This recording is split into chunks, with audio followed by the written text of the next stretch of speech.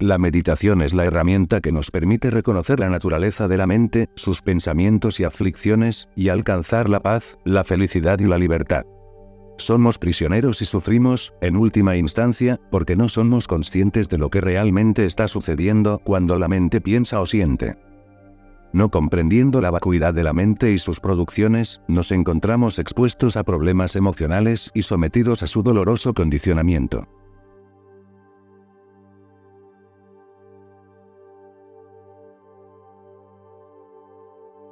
En Occidente en particular, la fuente principal del sufrimiento es de tipo mental. Los occidentales son atormentados por muchas aflicciones, agitados y, a menudo, sin alegría. Para aliviar esto, se pueden hacer varias cosas. Buda Sakyamuni dijo una vez que trabajar con las pasiones es como manejar espinas.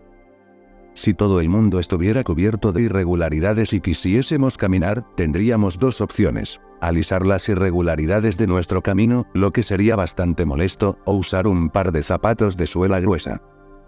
Del mismo modo, frente a nuestras propias aflicciones, podemos utilizar un método similar: tratar cada situación a nivel superficial, o entender la naturaleza de la mente y las aflicciones mentales, lo que proporciona protección y libertad, permitiéndonos lidiar con todas las situaciones sin ningún problema. Hay dos tipos importantes y útiles de meditación. El primero es un enfoque intelectual y analítico, el segundo es un enfoque intuitivo y contemplativo. En el primer enfoque, recibimos instrucciones de un maestro, luego las estudiamos y practicamos reflexionando sobre lo que ha enseñado y comparándolo con nuestra experiencia personal para validarlo o no. Examinamos y analizamos a nivel conceptual lo que se nos ha dicho para determinar su corrección.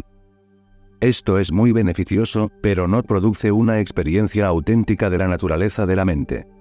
Por lo tanto, existe la necesidad de un segundo enfoque, intuitivo, inmediato, que implica percibir la naturaleza de la mente sin buscar intelectualmente. A diferencia del enfoque analítico, que tiene una naturaleza objetivante, la mente se busca a sí misma. Este segundo enfoque consiste en permanecer en el estado de conciencia desnuda, en el cual la naturaleza básica de la mente se revela de sí misma a sí misma. En lugar de buscar conscientemente lo que es la mente, nos abrimos a la revelación inmediata de su naturaleza. No hay quien busca y nada que buscar. No hay sujeto ni objeto, solo un estado de conciencia en el que se revela la naturaleza de la mente. En este nivel ya no observamos la mente como en la meditación analítica, sino que la vemos sin mirarla y entenderla sin pensar. En el acercamiento usual a la meditación, primero viene la práctica conocida como calma duradera, o samatha en sánscrito y shine en tibetano. En ella aprendemos a permanecer tranquilos, para dejar la mente en un estado en el que los pensamientos y las aflicciones son pacificados. Samatha permite a la mente descansar sin distracción, pacífica y tranquila. Luego viene la meditación de la visión, que lleva a la mente a reconocer su propia naturaleza, a comprender su vacuidad, su lucidez y su libertad de obstáculos mediante la experiencia directa. La mente se reconoce por sí misma y finalmente alcanza la experiencia del Mahamudra. Hay, de hecho, diferentes enfoques de Samatha y Vipassana: el nivel ordinario y el nivel único de Mahamudra, que es la forma última de Vipassana. Tomemos un ejemplo. Pronto, la práctica del samatha estabiliza la mente, que es habitualmente agitada por sus pensamientos y emociones. La mente aquí es como el océano durante una tormenta. Pensamientos y emociones son sus olas. Samatha corta la energía que sostiene la agitación, que en este ejemplo es como el viento. Cuando el viento se detiene, el océano se asienta. En ausencia de estimulación, la mente previamente agitada se calma. La agitación mental es la fuente de nuestras ilusiones y condicionamiento doloroso, y debemos aprender a dejar que se asiente. El progreso en samatha introduce la mente a un estado de claridad, descanso y paz, que es también un estado dichoso. La práctica de Vipassana más tarde nos permite reconocer la naturaleza misma de la mente. La mente en reposo es como el océano, y la percepción de su naturaleza es como el reflejo de la luna en sus aguas. Un océano agitado por las olas no puede reflejar claramente la luna, pero si el océano está quieto, la luna se reflejará con precisión.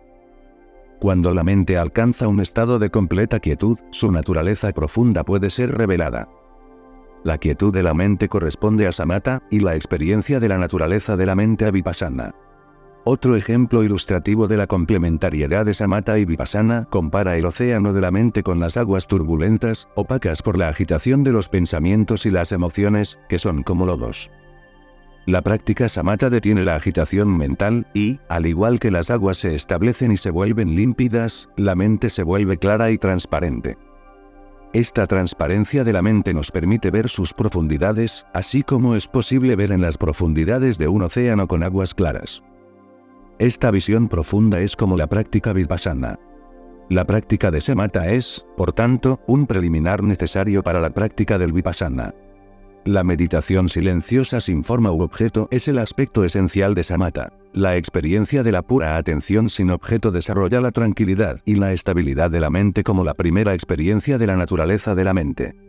Pero es en el nivel vipassana, visión o percepción clara, que la vacuidad de la mente se realiza realmente, en una experiencia completamente no conceptual, libre de toda referencia y fabricación mental. Más allá de construcciones mentales, es simplemente la experiencia directa de la intangibilidad de la mente. Esto no es algo que podamos experimentar al principio, porque al principio nuestra práctica se mezcla inevitablemente con las fabricaciones mentales. Pero vipassana lleva gradualmente a la mente hacia la experiencia de la vacuidad y la intangibilidad, libre de todas las concepciones. Cuando la práctica de samatha vipassana se vuelve estable, nos introduce en la experiencia de Mahamudra. Para entender lo que esto implica, tenemos que descubrirlo a través de la experiencia, luego estabilizar lentamente esa experiencia a través de la práctica. La práctica de samatha. La palabra tibetana para samatha es shile. Está formada por dos sílabas, shi, que significa tranquilo, y le, que significa permanecer o quedarse. Así que shile o samatha es literalmente tranquilidad duradera. El significado de la palabra explica el significado de esta práctica, que es enseñar a la mente a permanecer en reposo, dejando solo los pensamientos y emociones que la agitan y la alteran. Hay varios tipos de samatha, con o sin un objeto. Samatha sin objeto es la práctica de la atención pura o vigilancia. Samatha con un objeto puede utilizar diferentes objetos. Uno de los mejores objetos con más ventajas es la respiración. La calma mental por sí sola no es una práctica apropiada de samatha. De hecho, la calidad de la mente en reposo puede variar mucho. Puede ser bastante gruesa, algo menos gruesa, o fina. El nivel grueso es como el estado animal. Piensa en las marmotas, en el invierno hibernan, letárgicas en sus agujeros. No comen, orinan, se mueven, ni necesitan nada. Sus cuerpos pueden permanecer así, sin problemas mentales o emocionales, durante unos 6 meses. Este no es obviamente el estado de la tranquilidad que estamos aspirando. En la meditación samatha, la tranquilidad es un estado en el que la mente no está en conflicto con sus pensamientos, no se altera y permanece muy clara y lúcida. Si la mente carece de claridad, entra en un estado de torpeza, sopor, e incluso sueño, y se pierde la meditación correcta. La mente no debe ser demasiado tensa, porque entonces está agitada, ni demasiado laxa, porque entonces existe el riesgo de quedarse dormido. Ananda, el conocido discípulo de Buda Sakyamuni, estaba enseñando meditación a un intérprete de la vina, una especie de mandolina, pero el músico siempre estaba demasiado tenso y agitado o demasiado relajado y soñoliento. Un día, lo comentó con Buda Sakyamuni, quien dijo: «Eres un gran intérprete de la vina. Dime cómo deben ser las cuerdas de tu vina para hacer el sonido correcto. Para que las cuerdas vibren armoniosamente, deben tener la tensión correcta». «Bueno, lo mismo sucede con tu mente», respondió Buda. Para practicar con la atención correcta, no debes ser demasiado tenso, ni demasiado relajado. A medida que la meditación samatha se profundiza, ocurren las experiencias de dicha, claridad o la ausencia de pensamientos. Estos son indicios de que la práctica se está desarrollando bien, pero es vital no fijarse en estas experiencias. Si surgen naturalmente, no debemos apegarnos a ellos ni tratar de reproducirlos. Si la mente se aferra a la felicidad que surge en la meditación samatha, será conducida hacia estados superiores de conciencia llamados los estados divinos del reino del deseo. Si la mente se apega a los estados de claridad lúcida, renaceremos en los estados divinos del reino sutil. Y finalmente, si se une a estados libres de pensamiento y de concepción, la mente finalmente entra en los reinos divinos sin forma. Todas estas absorciones meditativas, aunque extremadamente elevadas y sutiles, no conducen a la liberación real, y es importante tener mucho cuidado de no apegarse a estos estados, que son todos samsáricos. La verdadera liberación no puede obtenerse sino por la forma más elevada de samatha, que se relaciona con la experiencia vipassana, la calma mental permaneciendo en la experiencia de su naturaleza lúcida y vacía. Podemos meditar siempre que tengamos tiempo. La mañana es un buen momento porque la mente todavía no está agitada por todas las actividades del día y el cuerpo está descansado. Pero esto es relativamente poco importante y podemos, de hecho, meditar en cualquier momento. Para que la práctica sea fructífera, es crucial que practiquemos con la mayor diligencia y constancia posible. El cuerpo proporciona una ayuda importante a la práctica de la meditación en general y de samatha en particular, porque la mente y el cuerpo están claramente relacionados e interdependientes. La postura facilita la meditación, aunque no es absolutamente indispensable. En última instancia, podemos meditar en cualquier posición, pero la postura es importante cuando estamos comenzando. Una buena postura física fomenta el correcto posicionamiento de la mente. El cuerpo tiene diferentes canales sutiles dentro de los cuales circulan los vientos o energías sutiles. Estos animan nuestros pensamientos y estados de conciencia. Con una postura recta, los canales también son rectos y los vientos pueden circular libremente, haciendo que la mente llegue naturalmente a un estado de equilibrio y descanso. Para empezar, nos mantenemos rectos y relajados. Los tibetanos usan la postura Vajrasana, con las piernas cruzadas como las de Buda Sakyamuni. Debido a que los occidentales tienen acceso a sillas, pueden permitirse el lujo de sentarse en la postura de Maitreya, el futuro Buda.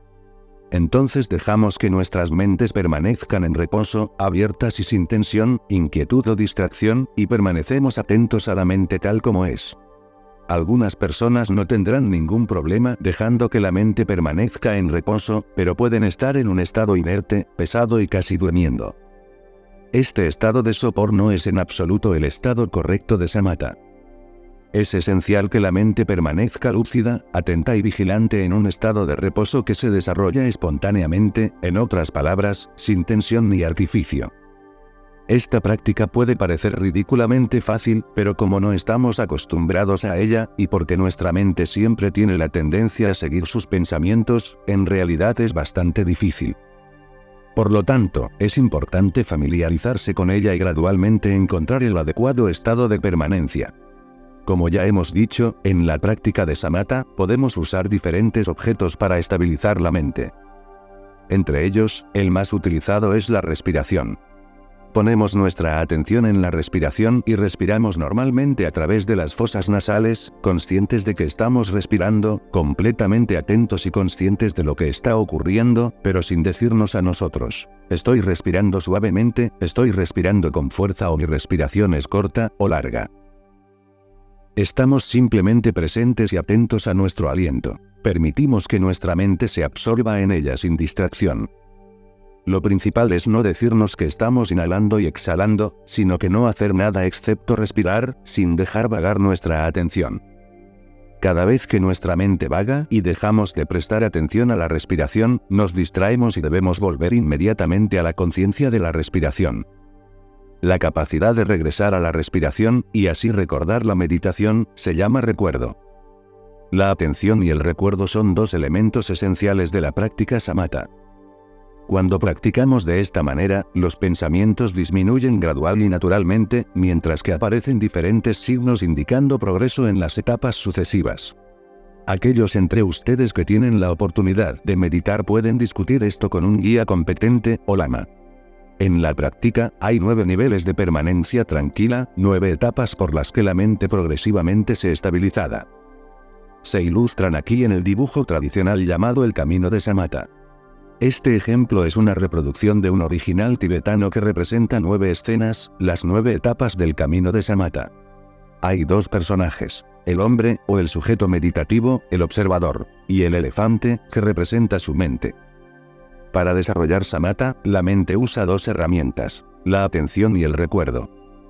El hacha afilada representa la agudeza de la atención vigilante, y la cuerda con un gancho es el recuerdo de la práctica. Dado que muchas distracciones interrumpen tu lucidez vigilante, el meditador debe volver a ella a través de constantes recordatorios. La vigilancia es la agudeza en la base de la meditación, y el recuerdo asegura su continuidad. El estado de samatha tiene dos obstáculos principales. El primero es la agitación o dispersión creada por la fijación en los pensamientos y emociones pasajeras. El segundo es el adormecimiento o lentitud y sopor mental. El adormecimiento se representa por el color negro del elefante y la agitación por el mono. El fuego que disminuye a lo largo del camino representa la energía de la meditación. A medida que avanzamos, la práctica requiere cada vez menos esfuerzo. Las 6 curvas o giros en el camino señalan 6 mesetas sucesivamente dominadas por las 6 fuerzas de la práctica: escuchar instrucciones, asimilarlas, recordarlas, vigilancia, perseverancia y perfecto hábito. Al lado del camino hay diferentes objetos: una bufanda, un poco de fruta, una caracola llena de agua perfumada, pequeños platillos y un espejo que representa los objetos de los sentidos. Objetos tangibles, sabores, olores, sonidos y formas visuales que distraen al meditador, que al seguirlos lo alejan del camino de samatha. 1. En la parte inferior de la ilustración, en la primera etapa, hay una distancia bastante grande entre el meditador y su mente. El elefante de la mente es guiado por el mono, o su agitación. El gran fuego muestra que la meditación requiere mucha energía. Los obstáculos están en su peor momento. Todo es negro. 2. En la segunda etapa, el meditador se acerca al elefante debido a su atención. El mono, la agitación, todavía conduce la mente, pero el ritmo se ralentiza. El adormecimiento y la agitación disminuyen. Algunas manchas blancas en el negro del elefante y el mono. 3. En la tercera etapa, el meditador ya no persigue su mente. Ahora están cara a cara. El mono sigue adelante, pero ya no conduce al elefante. El contacto entre el meditador y la mente se establece por el cordón del recuerdo. Una sutil forma de sopor aparece, representada por el pequeño conejo. La oscuridad del adormecimiento y la agitación disminuye. 4. En la cuarta etapa, el progreso se hace más claro, y el meditador se acerca aún más al elefante. La blancura del mono, el elefante y el conejo aumenta. La escena se vuelve más tranquila. 5. En la quinta etapa, la situación se invierte. El meditador ahora conduce al elefante de la mente con atención continua y recuerdo. El mono ya no conduce en absoluto, pero el conejo todavía está allí. La escena adquiere aún más claridad. En un árbol cercano, un mono blanco recoge fruta blanca. Esto representa la actividad de la mente de participar en acciones positivas. A pesar de que estas acciones normalmente deben ser cultivadas, son, sin embargo, distracciones en el contexto de la práctica de samatha. Por eso el árbol es negro y está fuera del camino. 6. En la sexta etapa, el progreso es más definido. El meditador conduce, y el recuerdo es constante. Ya no tiene que poner su atención en la mente. El conejo se ha ido, y la situación se hace cada vez más clara. 7. En la séptima etapa, la escena se ha vuelto muy pacífica. El paseo ya no requiere dirección. La escena se ha vuelto casi completamente transparente. Algunas manchas negras indican puntos problemáticos. 8. En la octava etapa, el elefante camina mansamente con el meditador. Prácticamente no hay más negro, y la llama del esfuerzo ha desaparecido. La meditación se ha vuelto natural y continua. 9. En la novena etapa, la mente y el meditador están completamente en reposo. Son como viejos amigos acostumbrados a estar juntos tranquilamente. Los obstáculos han desaparecido y el samatha es perfecto. Las escenas siguientes, llevadas por el rayo de luz que emana del corazón del meditador, representan la evolución de la práctica en el corazón de esta etapa de samatha. La realización del samatha se caracteriza por la experiencia de alegría y resplandor, ilustrada por el meditador volando o cabalgando en la espalda del elefante. La última escena se refiere a las prácticas unidas de samatha y vipassana. La dirección se invierte. La mente y la meditación están unidas. El meditador se sienta a horcajadas en la mente. El fuego revela una nueva energía, la de la sabiduría, representada por la espada flameante de la sabiduría trascendente, que corta los dos rayos oscuros de las aflicciones mentales y la dualidad. La práctica de vipassana.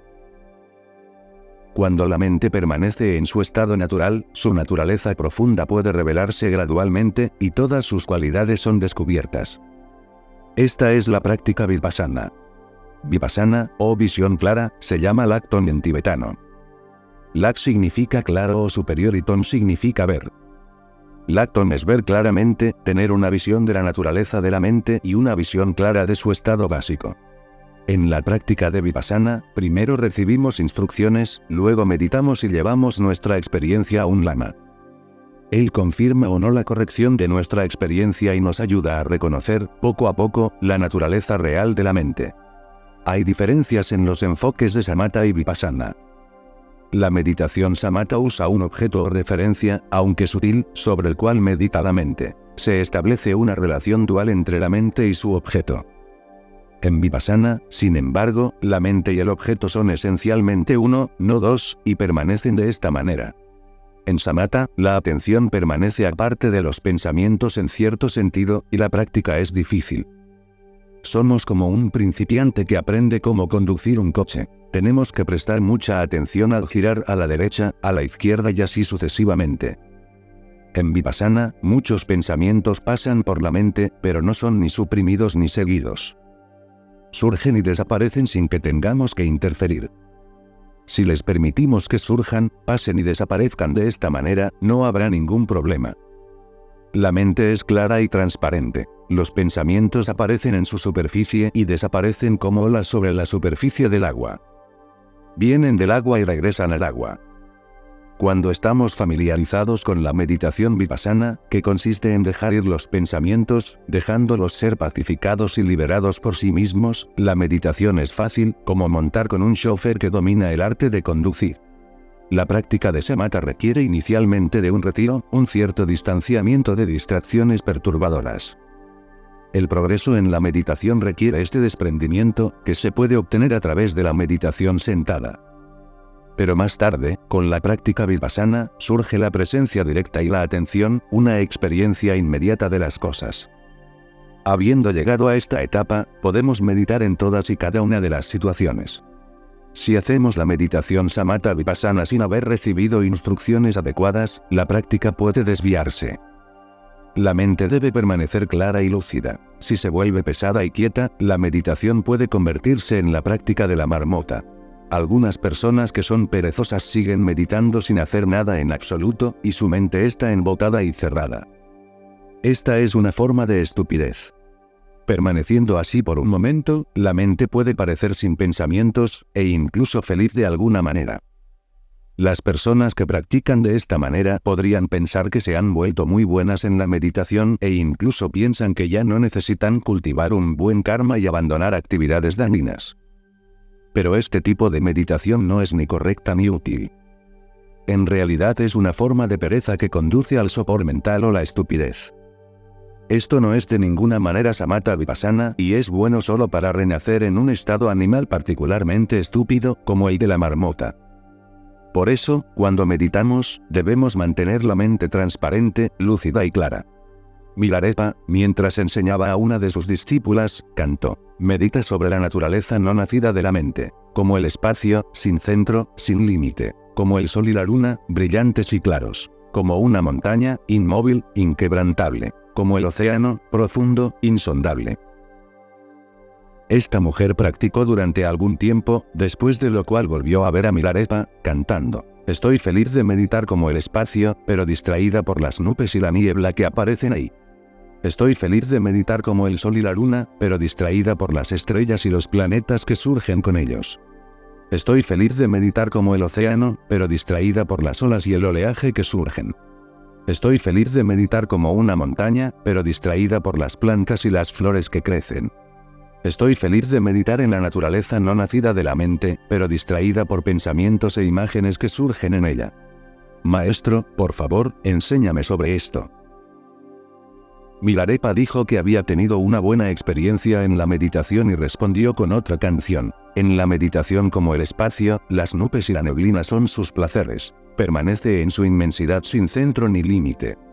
En la meditación como el sol y la luna, las estrellas y planetas son sus joyas. Permanece en su espacio, brillante y claro. En la meditación como una montaña, las plantas y flores son sus galas. Permanece en su esfera inmóvil, imperturbable. En la meditación como un océano, las olas y el oleaje son sus movimientos. Permanece en su esfera profunda e insondable. En la meditación sobre lo no nacido, los pensamientos y las imágenes son sus manifestaciones. Permanece en su inmensidad, vasta y lúcida. Si sabemos cómo dejar ir los pensamientos y permitirles desaparecer por sí mismos, la meditación es fácil, porque la mente es abierta y lúcida. Cuando tenemos alguna experiencia de la vacuidad de la mente, la claridad y la conciencia infinita, experimentamos sus contenidos como manifestaciones de esta naturaleza vacía, clara y sin obstáculos. Los pensamientos y emociones habitualmente nos restringen porque creemos que son sólidos y reales. Esto nos somete a su control, por lo que determinan y dictan nuestras acciones.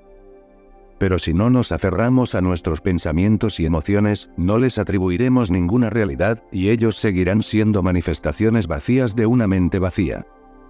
Si entendemos todos los pensamientos, emociones y actividades mentales como experiencias de la mente que no son cosas independientes en sí mismas, entonces, cuando surge una pasión o aflicción, podemos percibirla por lo que es, simplemente una expresión de la naturaleza clara y vacía de la mente.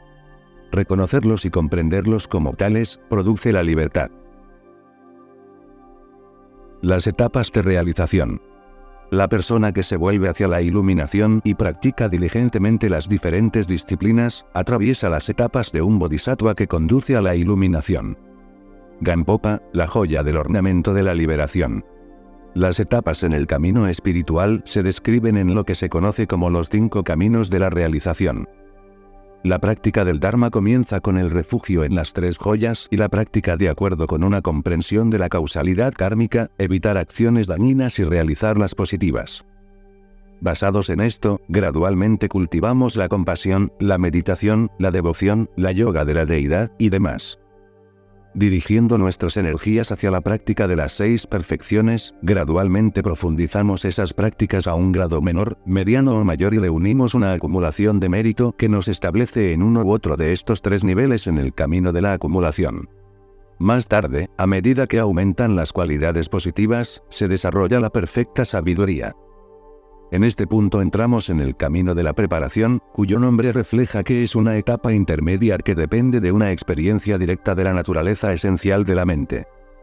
El camino de la preparación tiene 3 grados, bajo, mediano y superior, que corresponden al grado en que se ha reunido la acumulación de sabiduría.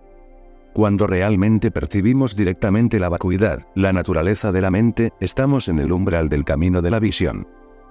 La verdadera naturaleza de la mente es auténticamente reconocida como un viejo amigo. En este punto, alcanzamos la primera tierra de Bodhisattva, llamada sublime alegría. La primera realización real de la naturaleza de la mente es lo que conduce a la primera tierra del Bodhisattva. Esto ocurre al mismo tiempo que el desarrollo de cualidades extraordinarias, como la capacidad de producir 100 emanaciones a la vez. El Bodhisattva de primer nivel también posee 12 grupos de cualidades multiplicados por 100. El camino de la visión también incluye 3 niveles, inferior, medio y superior, basado en el grado de reconocimiento de la vacuidad. Cuando la naturaleza vacía, clara e infinita de la mente es plenamente y definitivamente reconocida directamente, sin duda alguna, este es el nivel superior del camino de la visión. Luego viene el camino de la meditación. Al completar las 2 acumulaciones de mérito y sabiduría, la mente se acostumbra a una experiencia estabilizada de la vacuidad. El bodhisattva gradualmente avanza a través de los bhumis de los bodhisattva, o niveles, primero a través de los relativamente impuros 7 niveles, luego los 3 niveles puros. Esta progresión hasta la 10ª etapa, llamada la nube del Dharma, es el camino de la meditación. Finalmente, se alcanza el camino de no más aprendizaje cuando el antídoto final, que es el estado de absorción inalterable, supera los sutiles obscurecimientos restantes que forman el velo más sutil que oscurece la conciencia. Esto es la iluminación, purificación, san en tibetano, de todo lo que hay que abandonar y plenamente florecido, guía en tibetano, en la sabiduría primordial, cuyo resultado es la budeidad. Estas etapas son básicamente las mismas si el enfoque es Hinayana, Mahayana o Vajrayana. Los 3 yanas varían en sus métodos pero no en sus objetivos. son vehículos diferentes que sirven a un solo camino, atraviesan las mismas etapas y llegan al mismo lugar. Una vez Milarepa fue a la orilla de un lago muy grande, donde residía un maestro Bonpo con el nombre de Narogonychun. Se encontraron y el Bonpo desafió a Milarepa. Vamos a tener un concurso para ver quién tiene los mayores poderes. El perdedor se convierte, junto con todos sus discípulos, a la tradición del otro. Milarepa aceptó el desafío. Esta orilla del lago era tan extensa que le tomó varios días recorrerla. El Bonpo comenzó el concurso manifestando un enorme cuerpo. Puso un pie en un lado del lago y el otro en el otro lado. Milarepa dijo, ¿esos son tus poderes? Mi turno. Así que se sentó en el lago, pero, increíblemente, aunque el lago no se redujo de tamaño, ni el cuerpo de Milarepa se hizo más grande, cubrió todo el lago, exactamente como la tapa de un frasco. Puede ser difícil de imaginar, si el lago no se hizo más pequeño y su cuerpo no se hizo más grande, cómo los dos podrían ser exactamente del mismo tamaño. Pero eso es exactamente lo que pasó, y esto está registrado en la biografía de Milarepa. El Bonpo dijo, has ganado el primer partido, pero exijo una revancha. Allá hay una montaña. Vamos a ver quién puede acercarse a ella solo estirando los brazos. El Bonpo alzó el brazo y llegó a medio camino de la montaña, que estaba muy lejos. Pero Milarepa apenas movió su brazo y al instante hizo una huella de su mano en el lado de la montaña. El Bonpo dijo, has ganado por hoy, pero vamos a tomar esto de nuevo mañana. ¿Ves esa cumbre por allí? El primero en llegar gana. Con esas palabras, Milarepa se retiró por la noche, mientras el Bonpo aprovechó la tarde para comenzar su ascenso. Montando a caballo, golpeó su tambor para hacer que el caballo fuera más rápido. Al amanecer, casi había llegado a la cumbre de la montaña. Los discípulos de Milarepa, Rechungpa y algunos otros que estaban allí, rápidamente lo despertaron, diciendo, «Maestro, Narogonychun ha llegado prácticamente a la cumbre». Milarepa sonrió. «No hay prisa, él aún no está allí, ¿es correcto?». En ese momento, la montaña se inclinó y colocó su cumbre justo delante de Milarepa, que se levantó para sentarse en la parte superior de ella, y luego gritó. La montaña se enderezó. El Bonpo estaba bastante decepcionado. «Creo que he perdido». «Has ganado todos los concursos, pero si no te importa, por favor déjame irme a casa ahora». Milarepa estuvo de acuerdo. Este Bonpo definitivamente tenía CDs ordinarios, o poderes, pero Milarepa tenía el logro supremo, la realización completa de la naturaleza de la mente. Cuando las cosas están más allá de nuestra comprensión, tenemos una tendencia a pensar que son mitos. Sin embargo, así como la naturaleza de los fenómenos escapa a nuestra conciencia, los eventos pueden escapar a nuestra comprensión. La iluminación y los tres cuerpos del Buda. La budeidad no existe porque tiene como característica la no existencia del yo y de los fenómenos. Tampoco es inexistente porque existe como tal. Asanga, Mahayana Sutra Alankara. Al comienzo de su viaje espiritual, los futuros Budas generan primero bodhicitta, o la mente de la iluminación. Luego, durante 3 eones inconmensurables, practican las acumulaciones y la purificación, reuniendo las dos acumulaciones y purificando sus mentes de oscurecimientos, y realizando un número infinito de actividades de bodhisattva a través de las diferentes perfecciones. Al perfeccionar estas actividades, los bodhisattvas avanzan por los 5 caminos de la realización y las 10 tierras del bodhisattva. Así se convierten en Budas perfectamente realizados. La iluminación de los Budas tiene 3 aspectos. Por naturaleza, carecen completamente de oscurecimientos mentales. Están libres de los velos de la ignorancia, de la propensión básica, de las pasiones y del karma 93. Esto se llama la gran cesación. Su sabiduría primordial puede ver cada objeto del conocimiento directa, claramente y sin confusión. Esto se llama la gran realización. Finalmente, con inconcebible compasión, trabajan espontáneamente, siempre y en todas partes para el beneficio de todos los seres. Esto se llama su gran espíritu valeroso. La mente de los Budas está dotada de cualidades incomparables. No hay ningún objeto de conocimiento del samsara, el nirvana, o el camino que conduce de uno a otro que no conocen ni perciben directa e inmediatamente a través de su sabiduría primordial. Perciben todo como si estuviera en la palma de su mano y saben auténtica, exactamente, y sin confusión todos los karmas pasados, presentes y futuros, sus causas y sus resultados. Esta directa e instantánea conciencia es clara y despojada de todo oscurecimiento. Se llama la omnisciencia de su sabiduría primordial. Los Budas tienen un amor inmenso e igual para todos los seres, velando por ellos con compasión, sin importar quién o dónde estén, sin parcialidad ni apego alguno. Esto se llama su bondad amorosa. Las actividades iluminadas de los Budas emanan interminable e ininterrumpidamente, ayudando a los seres de manera apropiada y trabajando para su bienestar, independientemente de si la actitud de los seres hacia los Budas es positiva o negativa. Así, a través de varios aspectos, esta actividad abre la puerta a las tres clases de seres de reino superior y finalmente a la liberación. Se manifiesta constantemente mientras el samsara no haya sido vaciado de seres, y se llama su actividad iluminada comprometida. Por el poder de la bendición de esta actividad iluminada, la fe, la devoción, la bondad amorosa y la compasión crecen en las mentes de los seres que finalmente reconocen la vacuidad de todos los fenómenos, ya sea objeto o sujeto. Por lo tanto, comprenden la naturaleza ilusoria de todas las cosas y dejan de captar una existencia inherente. Practicando diligentemente en dejar que la mente repose en samatha, y reconociendo su verdadera naturaleza en vipassana, avanzan por medio de las 6 y luego las 10 perfecciones, las 10 tierras del bodhisattva, y los 5 caminos de realización, alcanzando así la budeidad. A través de su actividad iluminada, la capacidad de los Budas para dar refugio a los seres enfrentados por el sufrimiento en el ciclo del samsara y para establecerlos en el estado de Buda se llama su poder de refugio. Además de estas cualidades, un cuerpo de Buda tiene 32 marcas principales y 80 marcas menores de logro. Su discurso posee cualidades características, y su mente incluye 10 poderes, 4 clases de intrepidez y 18 cualidades únicas. En total, tienen 10 millones de cualidades que surgen de la libertad de sus mentes de todos los oscurecimientos y del aferramiento conceptual, así como de la maduración de su karma positivo. Tras el logro de la budeidad, la iluminación se manifiesta en 3 niveles conocidos como los 3 cuerpos del Buda. Ellos son el cuerpo absoluto o de verdad, o Dharmakaya, el cuerpo del gozo o Sambhogakaya, y el cuerpo de emanación, o Nirmanakaya. Hay una correspondencia entre estas 3 esferas iluminadas y los 3 planos ordinarios de la mente, palabra y cuerpo. La mente iluminada es Dharmakaya, el discurso purificado es Sambhogakaya, y el cuerpo puro es Nirmanakaya.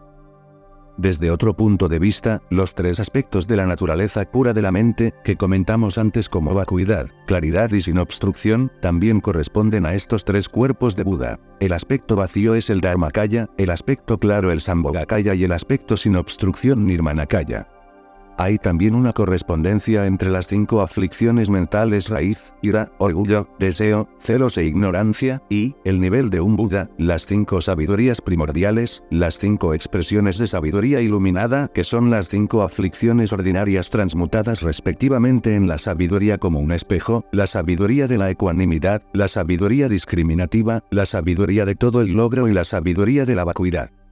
Las 2 acumulaciones de mérito y sabiduría generadas por un bodhisattva que practica las 6 perfecciones dan como resultado los 3 cuerpos de Buda. El Dharmakaya no tiene forma y específicamente surge de la acumulación de sabiduría. El Sambhogakaya y el Nirmanakaya son ambos cuerpos formales y se asocian particularmente con la acumulación del mérito. Estos 2 últimos emanan conjuntamente de la aparición de las potencialidades del Dharmakaya y de los deseos hechos en el pasado por los Budas. El Dharmakaya es obtenido por un Buda para su propio bien, mientras que los otros 2 cuerpos formales, el Sambhogakaya y el Nirmanakaya, se manifiestan en beneficio de los seres. El Dharmakaya se revela cuando se disuelve el velo que cubre lo que se conoce, el Sambhogakaya, cuando el velo de las aflicciones se disuelve, y el Nirmanakaya, cuando el velo del karma es purificado. El Dharmakaya es el aspecto indeterminado de la naturaleza de Buda. Permanece en el omnipresente palacio del reino infinito del Dharmadhatu, abarcando y difundiendo todo, el samsara, así como el nirvana, y trasciende todas las categorías producidas mentalmente. Es sin principio ni fin, sin aparición, destrucción o localización. En este dominio infinito, más allá de los 3 reinos del samsara, el Sambhogakaya se manifiesta con la forma de los bodhisattvas de nivel 10º. El resultado de la conjunción de dos factores, la apariencia y las cualidades innatas en el Dharmakaya y el karma positivo de los bodhisattvas que lo perciben, se denomina Sambhogakaya como resultado de la conjunción de los dos factores que constituyen una mitad. El Nirmanakaya es el cuerpo por el cual un Buda se manifiesta en el mundo ordinario. Puede ser percibido por los seres ordinarios en tres formas.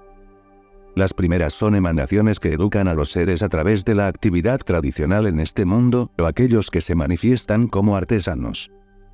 También hay emanaciones que nacen para educar a los seres asumiendo diversas formas, humanos para ayudar a los seres humanos, animales para los animales, etc. Por último, las emanaciones supremas, como Buda Sakyamuni, trabajan para el bienestar de los seres a través de 12 actividades. Dejar el cielo de Tusita, entrar en un vientre, nacer, estudiar las artes y ciencias tradicionales, casarse, renunciar al mundo, practicar ascetismo, sentarse bajo el árbol Bodhi, superar a los ejércitos de Maras, alcanzar la iluminación, girar la rueda del Dharma y partir en el parinirvana.